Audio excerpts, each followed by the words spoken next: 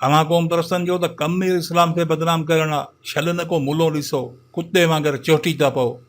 हा मौलाना, तव्हां त दीन खे बनाए छॾियो आहे, बाक़ी असीं बदनाम था कयूं। छो जी पीरी में ख्वार थिया आहियो, मुफ़्त जूं मानियूं खाई हेॾा पेट जी कढिया आहिनि। कम न धंधो सॼो ॾींहुं बसि रिंगट पियो हले, फिलाणो काफ़र फिलाणो एजेंट, टप ॾियारे ॾियारे माण्हुनि जा लाह कढी छॾिया अथव।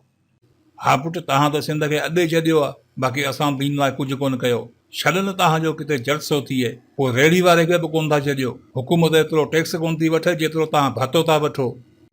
ऐं मुला माठ कर, हितां थो छॾिया न त घर वारा बि कोन सुञाणींदा ने। अदा छा थियो, ख़ैर त आहे? अदा ही मुल्लो हरू भरू असांजे ख़िलाफ़ पियो ॻाल्हाए। तो वरी कहिड़ा मूंखे हार पाराया, मूंखां वधीक त तो ॻाल्हायो। अदा ख़ुदा खे मञो, हाणे त अकल खां कमु वठो।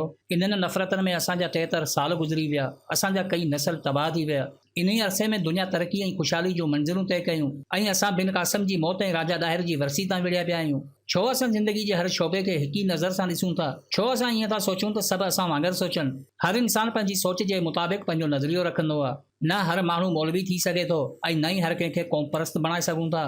तारीख़ी एतबार खां ॾिसो त दुनिया जे हर समाज में मुख़्तलिफ़ क़िस्मनि जा अफ़राद रहिया आहिनि। पूरी दुनिया जी तारीख़ खोले ॾिसो, मूंखे को हिकु समाज अहिड़ो ॿुधायो जंहिंमें रहंदड़ सभु अफ़राद हिक ई शोबे सां वाबस्ता हुजनि। समाज खे छॾियो, तव्हां ॿुधायो, छा तव्हांजे घर में सभु क़ौम परस्त आहिनि? या मौलाना साहिब तव्हां ॿुधायो, छा तव्हांजे घर में सभु मौलवी आहिनि? कसम खणी चवां थो, कोन हूंदा। जॾहिं असां पंहिंजे घर जे भातियुनि खे बि पंहिंजी सोच जो ग़ुलाम नथा बणाए सघूं त पोइ छो उन सोच खे समाज सां ॻंढे हिक ॿिए खां नफ़रत कयूं? असीं सभु इन धरती जा बच्चा आहियूं। ज़िंदगी जो सफ़र इन धरती ते हले थो त क़बर जी खोटाई बि इते ई थींदी आहे। यादि रखो त जॾहिं फ़र्द सां नाइंसाफ़ी थींदी आहे त असर समाज ते पवंदो आहे, ऐं जॾहिं समाज नाकारा थी वेंदो आहे त क़ौम तबाह थी वेंदी आहे। तव्हांजो दीन तव्हां सां, इन्हनि जो ईमान इन्हनि सां। जॾहिं सही ग़लत जो फ़ैसिलो मथे थियणो आहे त पोइ हिते बहस छाजो आहे? वक़्त जी तक़ाज़ाउनि खे सम्झो, नफ़रतनि जे बुनियाद ते क़ौम खे तक़सीम न कयो। ज़ाती ज़िंदगी में हर इंसान आज़ादु हुजे, पर जॾहिं आज़माइश जो वक़्तु अचे त सिर्फ़ु हिकु क़ौम हुजे।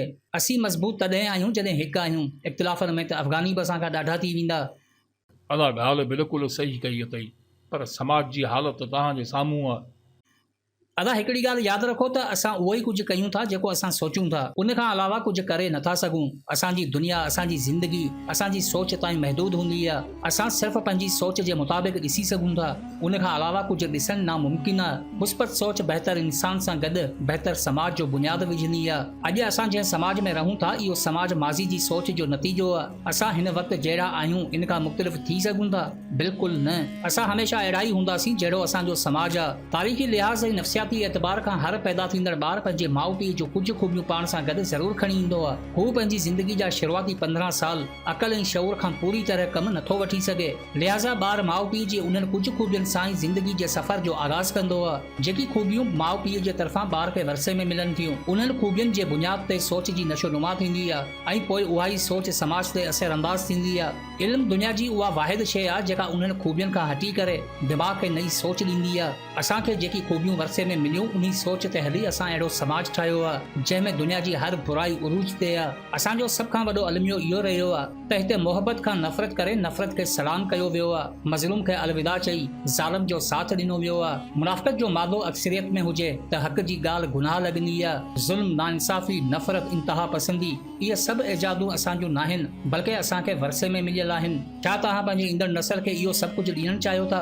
जेको असांखे मिलियल आहे? या तव्हां चाहियो था त असांजो ईंदड़ नस्ल तरक़ी ऐं ख़ुशहाली जी राह ते हली कामयाबी जूं मंज़िलूं तय करे? हाल जा मौक़िया विञाए मुस्तक़बिल में अफ़सोस करण खां बहितर आहे हाल ते अफ़सोस करे मुस्तक़बिल जा मौक़िया तलाश कयो। असां वटि ॿ रस्ता आहिनि, या त रवायत खे बरक़रार रखी अहिड़ी ज़िल्लत भरी ज़िंदगी जीअंदा रहो, या वरी हिकु क़ौम जी शक्ल अख़्तियार करे माज़ी जूं सभु ग़लतियूं विसारे नई सोच पैदा कयो। ज़हन में रहे त तारीख़ तनक़ीद खे न पर किरदार खे लिखे थी।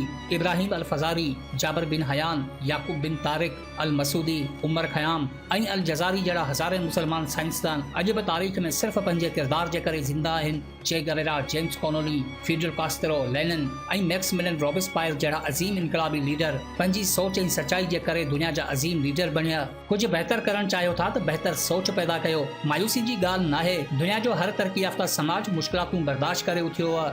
असांजो हिकु थियणु जेकॾहिं मुमकिन न आहे त पोइ यकीन कयो इहो नामुमकिन बि न आहे। जिस्म सोच जो गुलाम हूंदो आहे, सोच हूंदी त अमल ज़रूर थींदो। यादि रखो त इंसान जे रूप में पैदा थी जानवर जो मौत मरण इंसानियत सां गद्दारी हूंदी आहे, छो त दिमाग़ जो इस्तेमालु न करणु ज़िंदगी जी सभ खां वॾी लानत हूंदी आहे।